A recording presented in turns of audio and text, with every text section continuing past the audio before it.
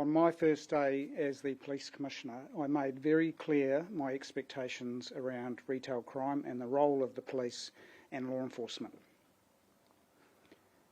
That has not changed.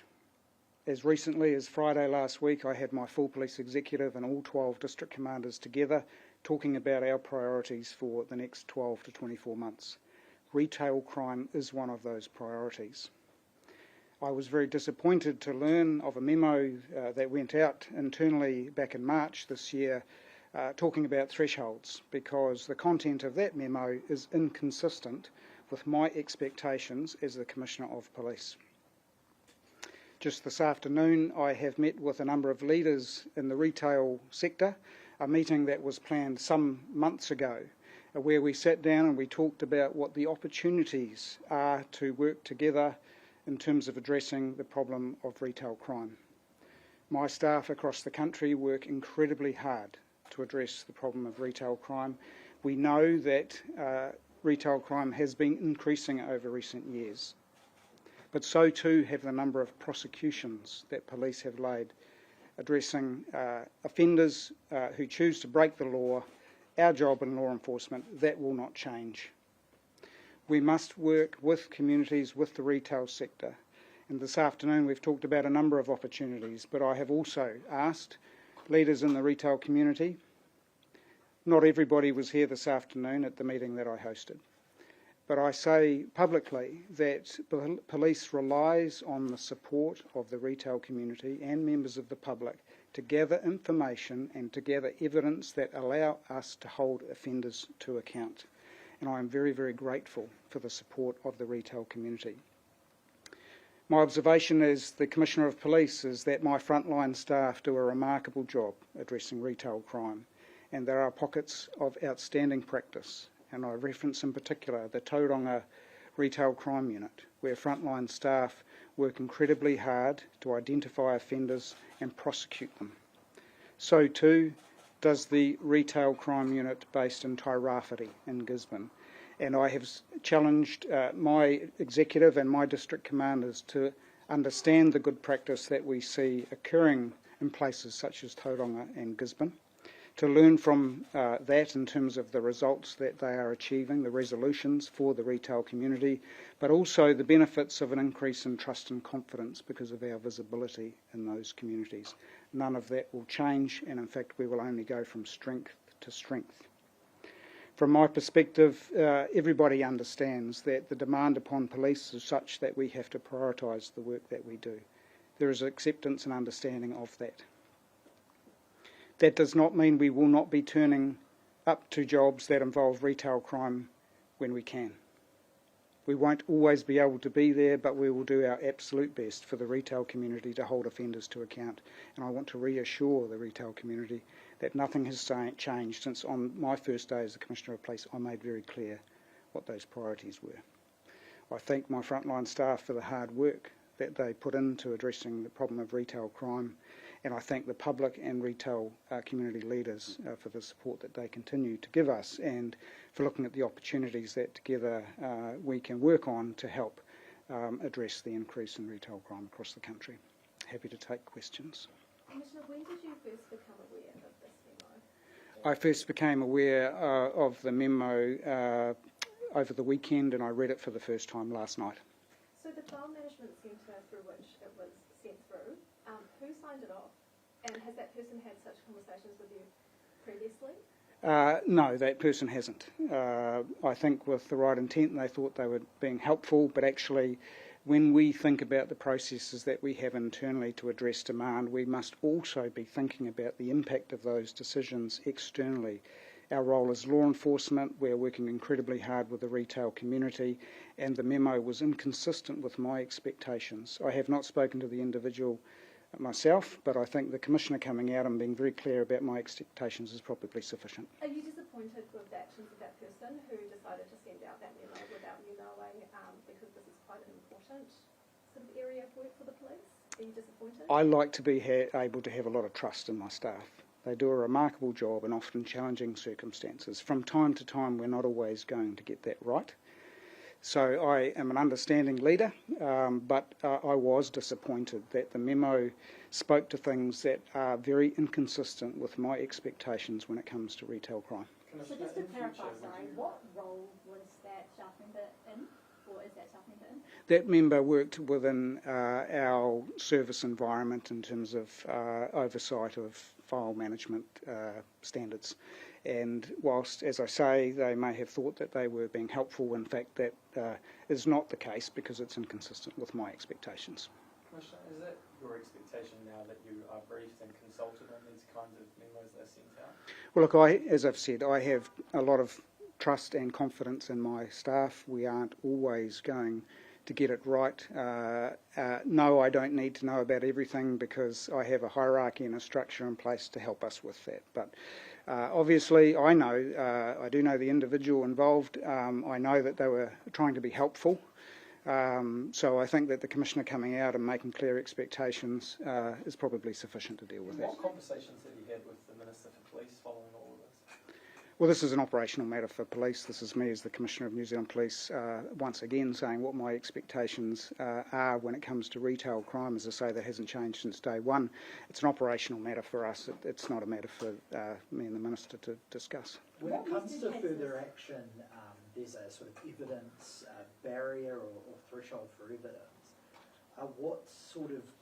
What percentage of sort of retail crimes fall under the thing where there's not enough evidence for the police to go forward approximately? Yeah, look, I can't give you percentages off the top of my head, but obviously when it comes to retail crime, and let's take shoplifting, often these events aren't one-off events in isolation. Often some of our worst offenders are serial offenders. So part of our role is to gather up as much evidence to ensure that when it comes to being able to charge somebody, which is obviously consistent with the sort of general guidelines, that in fact we might be dealing with prosecutions for multiple offences, and that is in particular one reason that thresholds don't make any sense. Because on each case, if you look at each case on its merits, they may be quite low in terms of the cost to the retail community, but when you add up all that serial offending, and that's the reality of what it is in many cases, then our job is to put those individuals before a court and ensure that they get held accountable for that behaviour. So it's very hard to talk about percentages, it's very hard to talk about individual cases. We've got to look at a whole lot of different factors, and I have absolute confidence in district commanders being able to make decisions based on their resources and the dynamics that they might be dealing with at any particular time. I've got confidence in district commanders, I've got confidence in the front line making good decisions. What message has this given retailers, and what have they said to you about the memo? Yeah, look, I was obviously concerned when I learnt about it that may impact on trust and confidence in police and the job that we do together to address retail crime. So I'm here today making very clear, and I'm hoping reassuring, that my expectations have not changed. We work very closely with the retail sector. That isn't going to change either, and when we come together like we have this afternoon as part of a pre-planned meeting, we talk about then what other things can we do together to continue to address the problem that we have seen in recent years when it comes to retail crime. With the individual staff who decided to send out that memo, have you had a conversation with them to understand what prompted them to send out that memo? I mean, our frontline staff are under so much pressure. Has there been a spike in retail crime cases just over the past few months to prompt them to take that action? And have you had that conversation with them? No, I haven't, but I also understand that, they were probably thinking that they were being helpful. When we deal with crime, we often apply a series of criteria to help us prioritise. And I understand that the intent of that person was to provide some criteria that might help prioritise. But the reality is that is only one consideration in the complex world of crime that we deal with. And when it comes to dollar thresholds, actually, personally, I don't think that's relevant. It's if we're dealing with retail crime, we're dealing with offenders, particularly serial offenders, you can't apply a dollar figure to make decisions because there's work often to be done to help identify offenders, whether that's... You did concede earlier that police do have to prioritise certain areas with limited resources. Yeah. Are you concerned that in the future, perhaps due to limited resources, such thresholds would have to be brought in for other sorts of offending, such as assaults? Like, for instance, certain level of assaults wouldn't be Yeah, look, attended or investigated? Like, is that a possibility in the future under the resource constraints? no, look, prioritising calls for service in policing is not new. It's not new to New Zealand Police. It's not new to police jurisdictions around the world. We do that. We'll continue to do that. We will always work incredibly hard to do our absolute best. I have absolute faith in our frontline staff making good decisions. And in fact, speaking with some leaders today in the retail community, they have shared with me their appreciation for the fact that we've seen an increase in police attendance at those calls for service in particular organisations. So we're working really, really hard. Of course, who wouldn't say that we want to be able to attend as much as we possibly can, but policing, our demand is increasing, and there's a whole range of other things that we take into account, other demand. It's not just retail crime, but I would hopefully be able to say, for as long as I'm the Commissioner and as long as New Zealand Police continues to do a wonderful job, that we'll do our absolute best and that we're not talking about thresholds. Are you concerned that this memo has given some people the impression that they could shoplift under a certain threshold and there would be no consequences?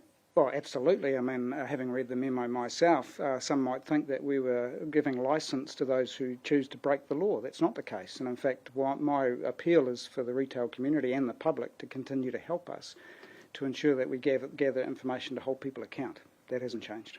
Would you expect all memos and directives to be written in a way with this sort of possibility that they could be made public? And is that a sort of directive to write those directives in a way that wouldn't scare people, I suppose, if they did become public somehow?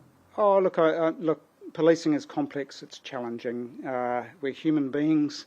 We're not always going to get it right.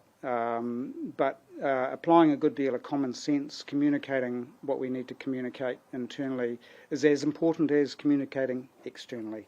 But I also appreciate that, we're not always going to get it right. I'm not going to come down too heavy. I'm here today because I want to reassure the public and the retail community that we will continue to work very hard for them. How concerned are you for the rise in run-it-straight gangs among young Look, a huge tragedy that last night, a young man lost his life as a result of participating in what I understand to be a social media frenzy, for want of a better word, and my condolences to the family of that young gentleman. Our job now is on behalf of the coroner to try and understand what happened. My concern is obviously any activity that results in harm to any person. We do not encourage that. Do you know if alcohol was involved in his death? No, I don't. Commissioner, has this memo effectively been canned? Is that what it is at this moment? Yes. Is that what you're saying? Absolutely. Would the person, the staff member that wrote this memo, would they usually have the authority to send out directives and memos like this? Yes, they would. Yeah, as I said, I have a lot of trust and confidence in my staff, and we're not always going to get it right. And we do need to learn from these situations and make us stronger.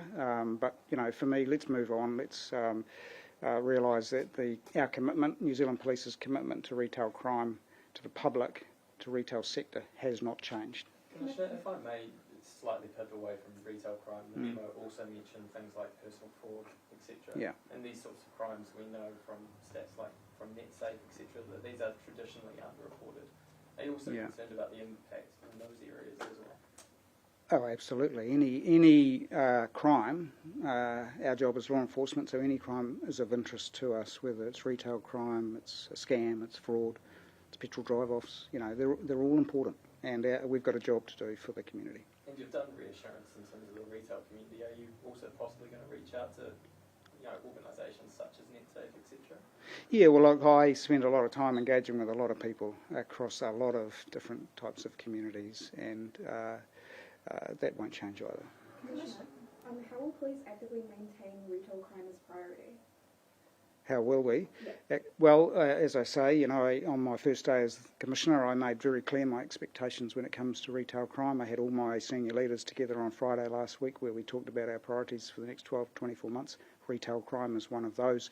I'm highlighting the good practice that is occurring across the country. The rest of the country can learn from that. And as the Commissioner, when I visit districts and I shine the spotlight on what needs a little bit of extra work, retail crime may be one of those things. Commissioner, just on the memo, can you confidently say that there's been no other memo sent in the past which attempts to set a certain threshold for police attendance for certain types of crimes, such as assaults? Right. Can you confidently say that no such thing? Well, that's such a very difficult Will you be question. reviewing that? Yeah, look, that's a very difficult question to answer because I don't know what I don't know. So, but obviously, you know, any memo, irrespective of crime type, that goes out internally, inevitably, possibly externally, that suggests that the police are stepping back from our role in law enforcement is a concern to me. We will continue to do our absolute best. Will you be reviewing to see if any such similar memos have been sent in the recent past few months? No, I'm not going to launch into a piece of work that reviews thousands and thousands of messages. My senior leaders know my expectations. Commissioner, a slight pivot. You've brought into attention today, especially police resourcing. The government has a very public goal of 500 extra frontline police, and you've also been given the opportunity to start training in Auckland. I was just wondering how that's all tracking. We continue to work very, very hard. We are very, very fortunate as an organisation to have the opportunity to bring in 500 new police officers. My staff are doing a marvellous job. Just on Monday this week, we welcomed another 77. On Friday last week, we farewelled 74. So the numbers that are coming through the police college, whether that's in Porirua or soon to be here in Auckland, are large.